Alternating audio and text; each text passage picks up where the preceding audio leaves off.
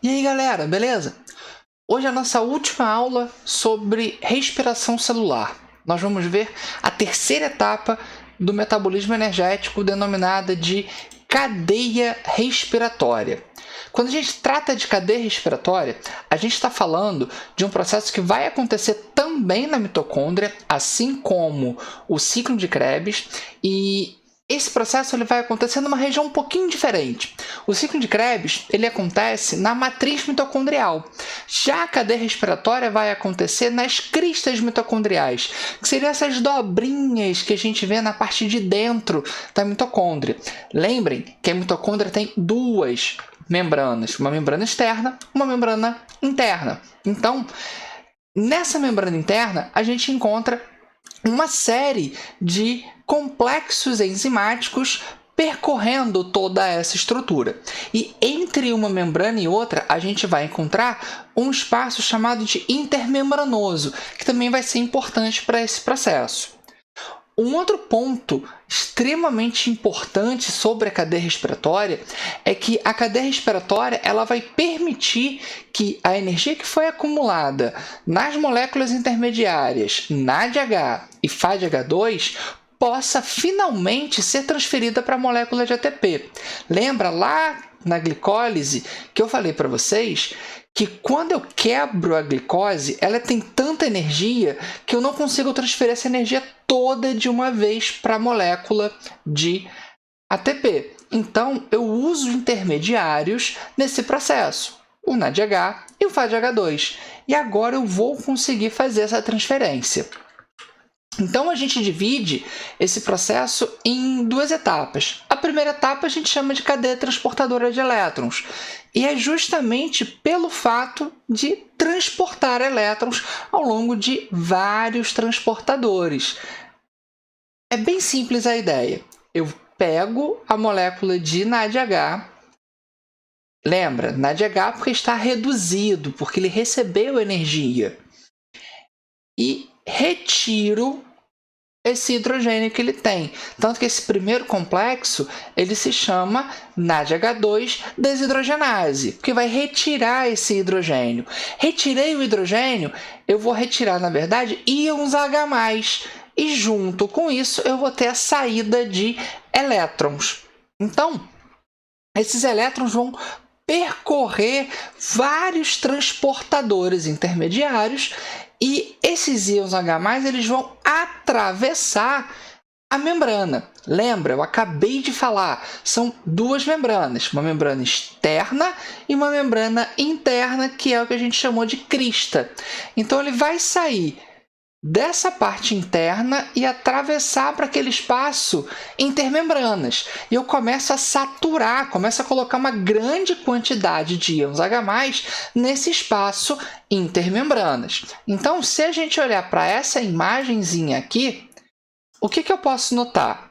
Que logo no início, no primeiro transportador, o NADH2 já liberou o hidrogênio dele, e aí volta a ser NAD. E o que isso significa? Voltar a ser NAD significa que ele pode voltar lá para o ciclo de Krebs, voltar lá para a glicólise e esses processos continuarem acontecendo.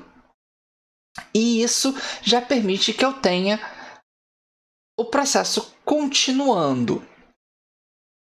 O hidrogênio, o elétron, eles vão se movimentar, o hidrogênio vai para esse espaço intermembranas, o elétron ele vai passar pela molécula Q, vai passar pelo citocromo C, pelo citocromo B, pelo citocromo A, pelo citocromo A3, ou seja, eu tenho uma cadeia de transporte até chegar no meu último aceptor de elétrons.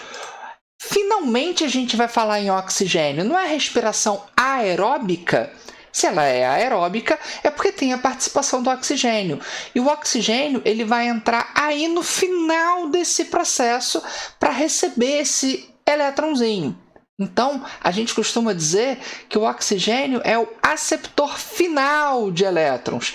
E ele vai receber os elétrons, vai receber também hidrogênios, que o hidrogênio que vai para esse espaço intermembranas, ele retorna e a gente já vai entender como que ele retorna, e nesse processo acaba se formando água. Até aí, tranquilo? Então, para a gente aprofundar um pouco mais, eu quero que vocês entendam o seguinte: quando eu falo de respiração celular, eu estou falando para vocês de um processo que vai degradar completamente a glicose. Como ela tem muita energia, eu transfiro essa energia para intermediários, o NADH e o FADH2. Na cadeia transportadora, eu tiro elétrons e íons H+, desse NADH2, desse FADH2. NADH2, tá certo? Tá certo, tá? A gente normalmente fala NADH e FADH2 para diferenciar, mas existem várias formas de se referir a ele. NADH2 também é uma forma correta. Então, esse NADH, esse FADH2, ele vai sofrer essa retirada de hidrogênios e de elétrons e vai passar por uma cadeia redox.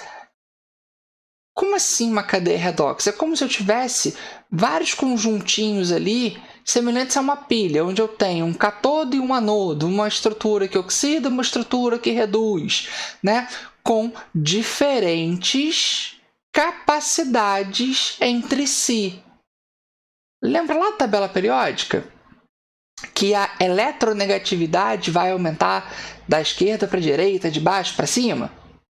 E que o oxigênio é um dos elementos mais eletronegativos que tem, então ele tem uma grande força de atrair os elétrons para si?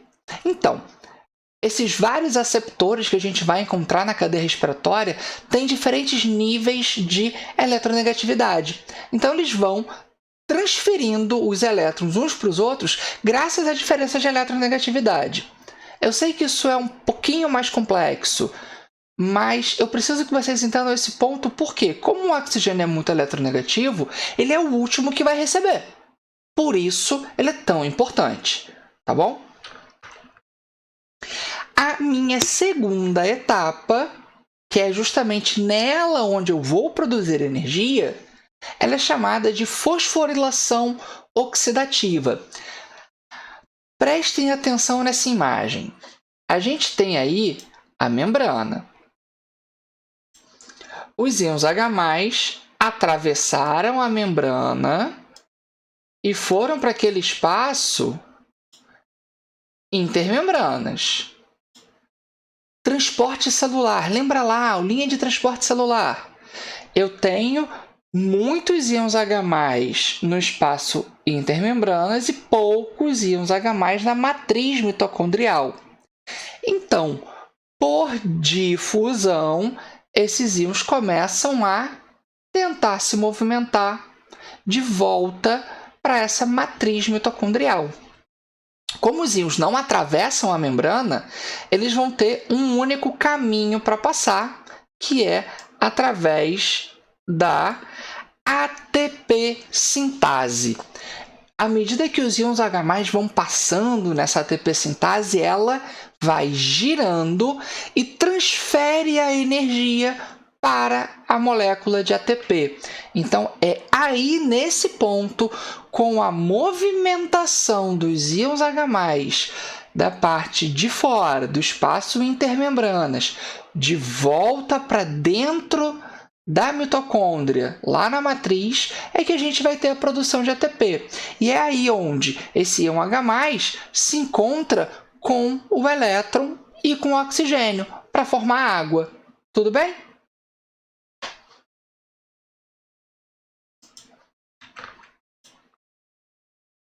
Então, para a gente sintetizar o processo, eu tenho as duas etapas aí sendo representadas, a cadeia transportadora e a fosforilação oxidativa. Nós temos, na parte de baixo, a matriz mitocondrial, na parte de cima da membrana, esse espaço entre membranas. E essas proteínas aí transmembranas, porque atravessam a membrana, são justamente as proteínas que vão fazer esse carreamento dos elétrons.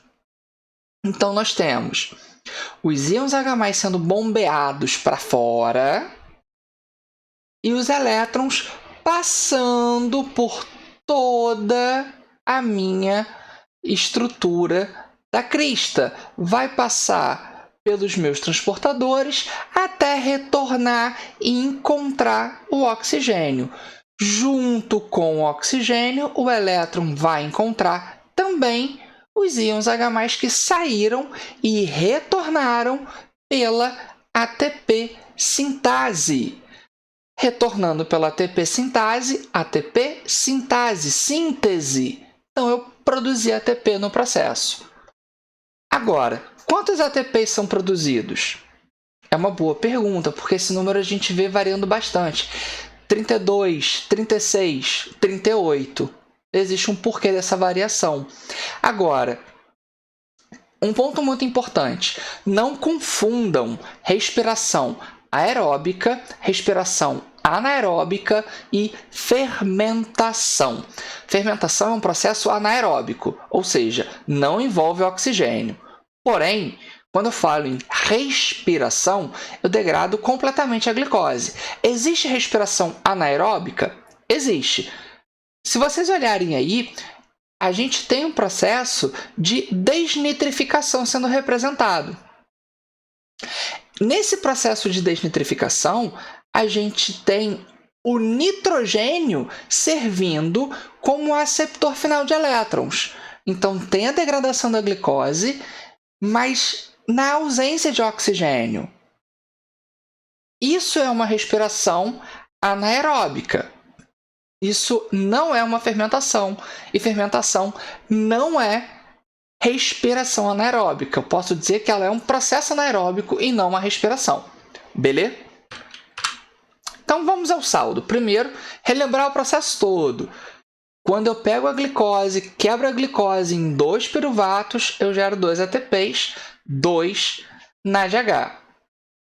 Vou levar isso para o ciclo de Krebs. Quando eu levo para o ciclo de Krebs, eu vou produzir para cada 1 piruvato 1 ATP, 3 NADH, 1 FADH2. Isso é padrão. Onde que começam a ter as modificações? Quantos ATPs cada NADH, cada FADH2 vão gerar? Nessa imagem, a gente está vendo que o processo, num total, gerou 36. Por quê?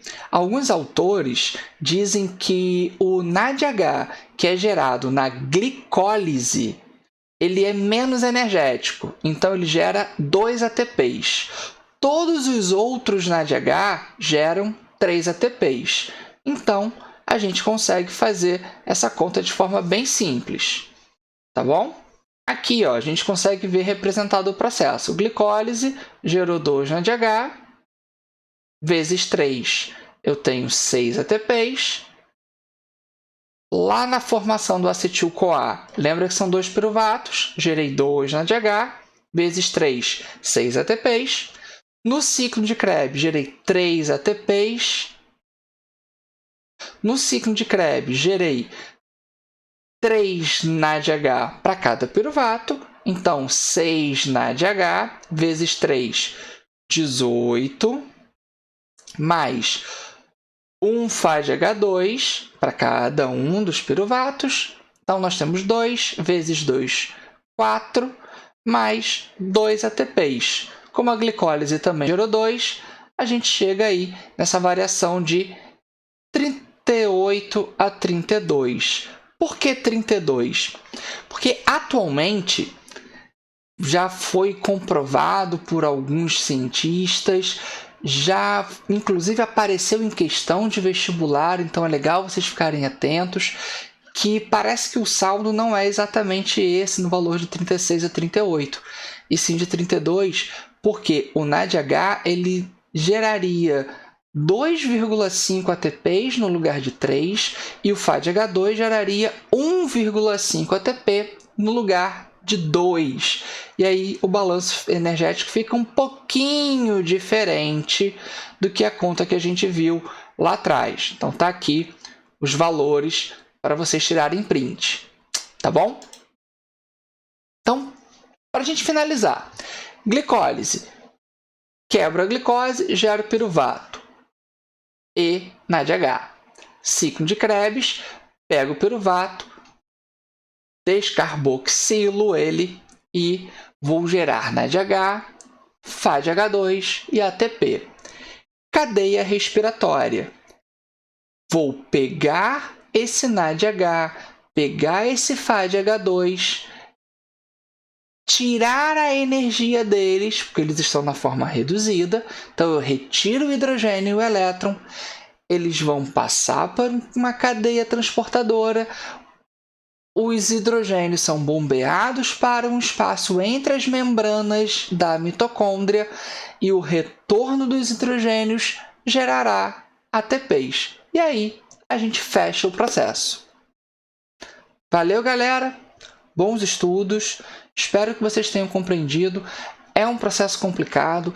Tendo qualquer dúvida, deixa aí nos comentários. Compartilha. Se inscreve no canal. Tem vídeo novo toda semana. Estou tentando deixar isso com bastante novidade para vocês. Deixa o like. Valeu!